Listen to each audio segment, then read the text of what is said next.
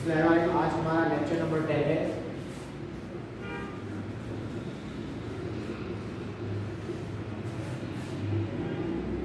GIS and remote sensing.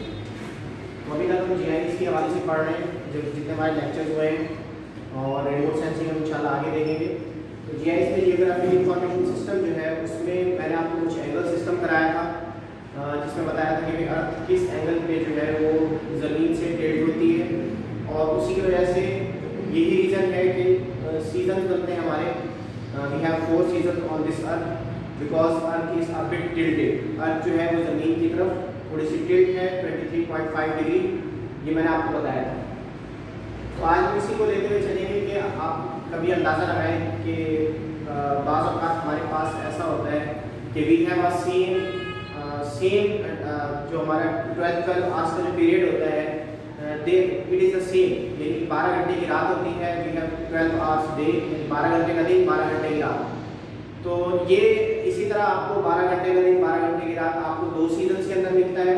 फिर we have a different thing, we have a longest time period of day and longest time period of night. यानी सर्दियों में एक मौका ऐसा आता है जिसमें सबसे लंबी रात होती है, we say that this is the longest night, ठीक है। और सबसे छोटा दिन होता है। अगर सबसे लंबी रात है तो we have ultimately if we have 24 hours, हमारे पास 24 घंटे का जो है अर्थ का सर्कल है, बेसिकली 24 घंटे के दिन रात होते हैं, बिकॉज अर्थ जो है वो अपने एक्सिस की 24 आवर्स में एक चक्कर मुकम्मल करती है, which makes day and night, ठीक है। और जो पूरा घूम रही है, इट कवर्स 365 डेज, इसको 365 साल के 365 दिन भी कहते हैं। तो 24 आवर्स का जो हमारा पीरियड है ये घटता बढ़ता रहता है, ठीक है। बाज़ औक़ात ये 12 आवर्स का इक्वल हो जाता है, और समटाइम्स ये जो है वो बिल्कुल we have the longest earth day and we have the shortest earth day, ये ऐसा हैपन होता है। तो ऐसा कब होता है? आपको पता है कि यहाँ 4 सीजन्स, हमारे पास 4 सीजन्स हैं। वी हैव समर, अच्छा, we have winter, we have spring and we have autumn, ठीक है। हमारे पास समर भी है, विंटर, स्प्रिंग, ऑटम है, जिसको हम अपने गर्मा, सरमा और बहार और फिजा कहते हैं। अच्छा, we know that after every summer, हर समर के बाद हमने डिस्कस किया था, after every summer we have after summer we have autumn and after winter we have spring, ठीक है। हमेशा दिसंबर जनवरी के बाद मार्च अप्रैल में आता है विच इज स्प्रिंग सीजन, ठीक है। एंड वी हैव समर, जैसे समर आया, गर्मियां आ गई तो गर्मियों में फौरन ऑटम आता है, तो we have autumn and we have summer season. तो अब इनमें अब 24 आवर्स का अगर इसकी डिस्ट्रीब्यूशन करें तो 24 आवर्स के अंदर we have the longest day, ठीक है। समर में एक टाइम पीरियड ऐसा आता है, we have the longest day, हमारा सबसे लंबा दिन होता है, ठीक है। और वो मैं डेट आपको बता दूंगा, लिखवा देता हूँ अभी। तो उस डे को जो है हमारा जो है वो समर लंबा होता है। इसी तरह we have the shortest day,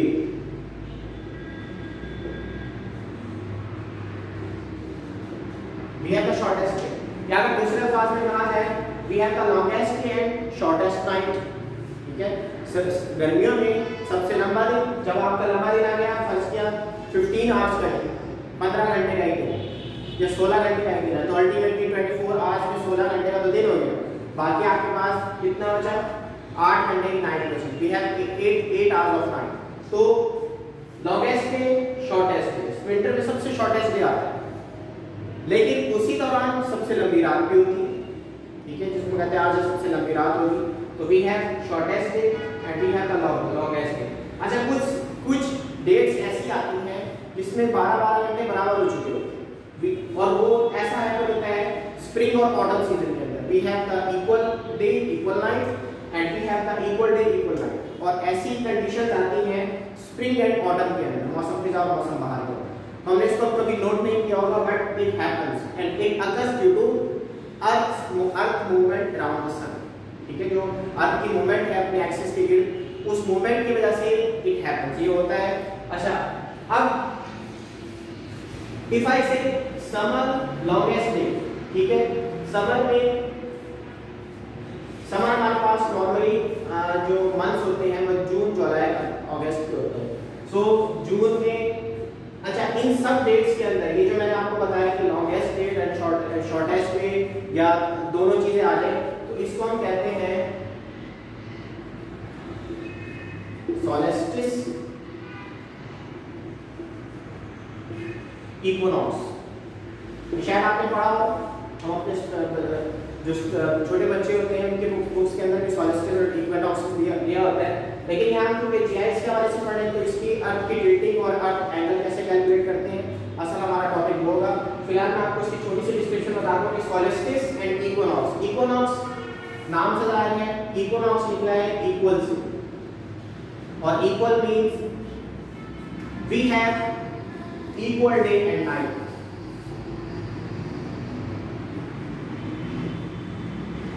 ठीक है, 12 आवर्स का इक्वल डे एंड नाइट होगा, और इट हैपेंस, अच्छा, जब इक्वल होगा तो it may be described as equinox. We have equal day, equal night. इसी तरह सोलिस्टिस में क्या होगा, ये समर और विंटर में हैपन होता है। सोलिस्टिस में the longest day and the longest night, ठीक है, तो ये सोलिस्टिस कहलाएगा, और ये कहलाएगा इक्विनॉक्स कहलाएगा हमारा, जिस दिन आपकी दोनों टाइम पीरियड इक्वल हो जाएंगे। तो इसको मजीद में आपको डिफाइन कर दिए, ये यहाँ तक क्लियर हो गया होगा। तो इक्विनॉक्स और सोलिस्टिस का मैंने आपको बता दिया। Solstice means we have longest, ठीक है, we are going towards longest and shortest. Solstice happen होगा हमारा समर एंड विंटर के अंदर, ठीक है, we have longest day, shortest night, we have shortest day and longest night. It happens in winter and summer, जबकि equinoxes में हमारे पास इक्वल कंडीशन होगी, इक्वल डे एंड नाइट, और इट हैपेंस होगा स्प्रिंग एंड ऑटम के अंदर। अच्छा, ये क्यों होगा इसको हम डिस्कस करेंगे। फिलहाल मैं आपको डेट्स बता देता हूँ जिन डेट्स के अंदर ये हैपन होता है। इसमें 21 को बहुत ज्यादा इंपॉर्टेंट हासिल है, 21 से 22, ठीक है।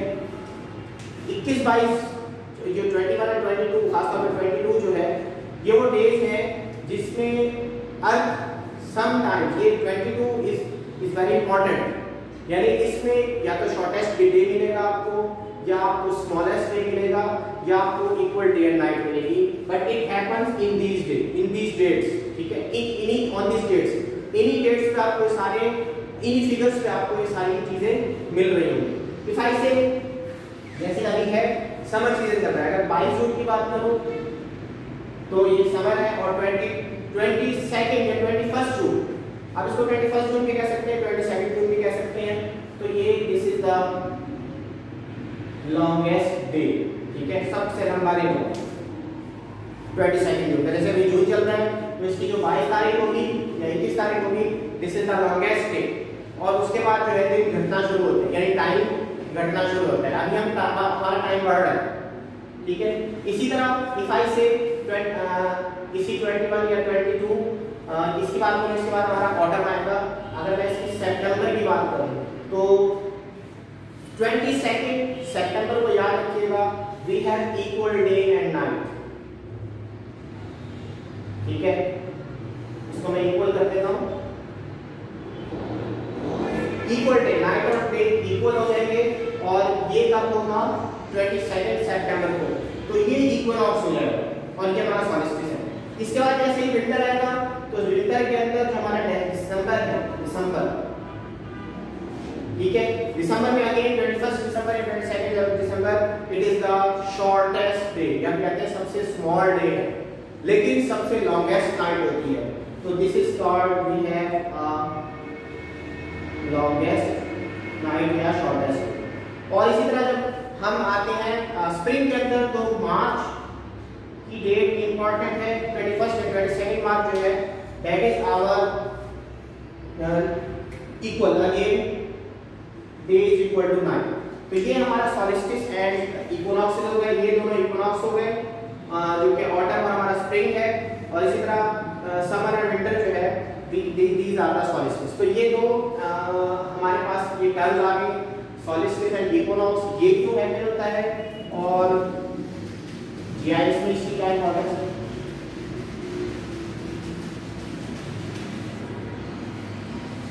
देखिए मैंने आपको पढ़ाया था कि अर्थ इज अ टिल्टेड,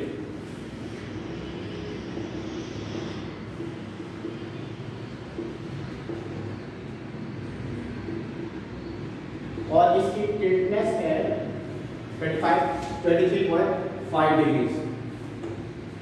यानी अगर मैं कहूं कि दिस इज अर्थ, ठीक है, ये मैंने पढ़ाया था आपको, this is the centre of earth which is called equator, and this is our pole north and south pole, exactly जो स्ट्रेट लाइन बना है। लेकिन मैंने आपको इसके साथ ये भी पढ़ाया था कि अर्थ जो कि टिल्ट है, यानी एग्जैक्टली अर्थ बिल्कुल सीधी नहीं है, ये थोड़ी सी टिल्ट है। तो अगर मैं इसको टिल्ट करूं थोड़ा सा, तो ये होगा इसके नॉर्थ, ये होगा साउथ, क्योंकि टिल्ट है तो इधर चलिए 23.5, ये कितने टिल्ट है उसका ये, तो ये एक एंगल बन रहा है जिसको हम कहते हैं 23.5 डिग्रीज। तो 23.5 डिग्रीज जो एक्चुअल इसका होना चाहिए था उससे ये टिल्ट है इक्वेटर से।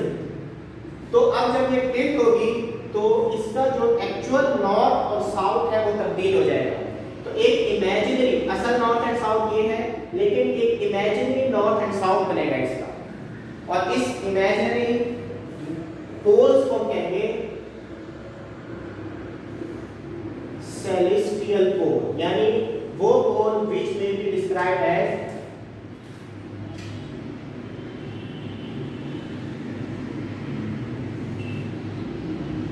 imaginary poles.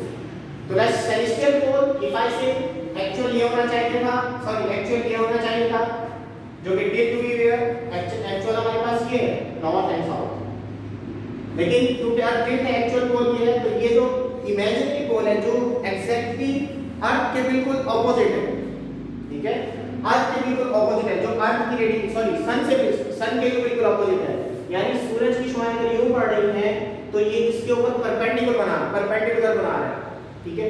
तो एग्जैक्ट अर्थ का होना तो पोल तो ये है, लेकिन परपेंडिकुलर जो लाइन पड़ रही है that is called the celestial पोल।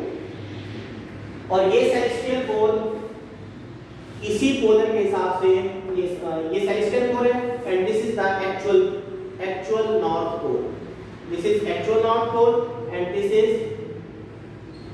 ये क्या बन जाएगा, this is celestial north pole, और इसी तरह ये बन जाएगा सेलेस्टियल साउथ पोल।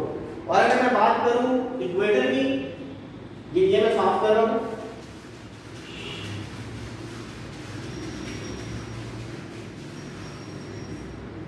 अगर मैं बात करूं इक्वेटर की, इक्वेटर की बात ऐसे हो सकती है कि this is earth, this is our earth, ये इसका एक्चुअल इक्वेटर है, लेकिन क्योंकि अर्थ इज टिल्ट, तो अर्थ ये टिल्ट है हमारी, तो इक्वेटर इसका एक्चुअल क्या हो जाएगा, टेढ़ा हो जाएगा, बिकॉज अर्थ टिल्टेड है 23.5 डिग्री, तो ये इसका इक्वेटर हो जाएगा। तो इसका जो एक्चुअल इक्वेटर होना चाहिए which is parallel to the sun radiation, ठीक है,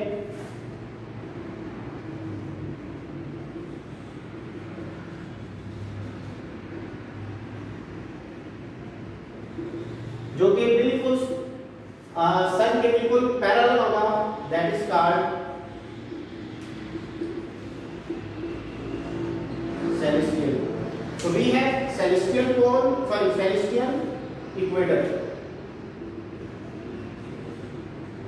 So we have celestial equator, actual equator ये है, but we have celestial equator, और हमारा इसी तरह celestial pole है, these are the poles, these are the celestial poles, but actual pole क्या होना चाहिए, actual हमारे actual north and south ये है, मैं स्ट्रेट लाइन खींच रहा हूँ, लेकिन सेलेस्टियल क्या है हमारे, these are the celestial pole। तो यहाँ तक मैं इसको भी एड करता हूँ, तो यहाँ तक इसको celestial pole को और जो हमारा एक्चुअल पोल है, इसी तरह हमारा actual north, actual south, celestial mid point इसको हम क्या कहते हैं, सेलेस्टियल इक्वेटर और एक्चुअल इक्वेटर क्या होता है, इसको जरा हम यहाँ पे ऐड करते हैं, फिर फर्दर इसको देखेंगे।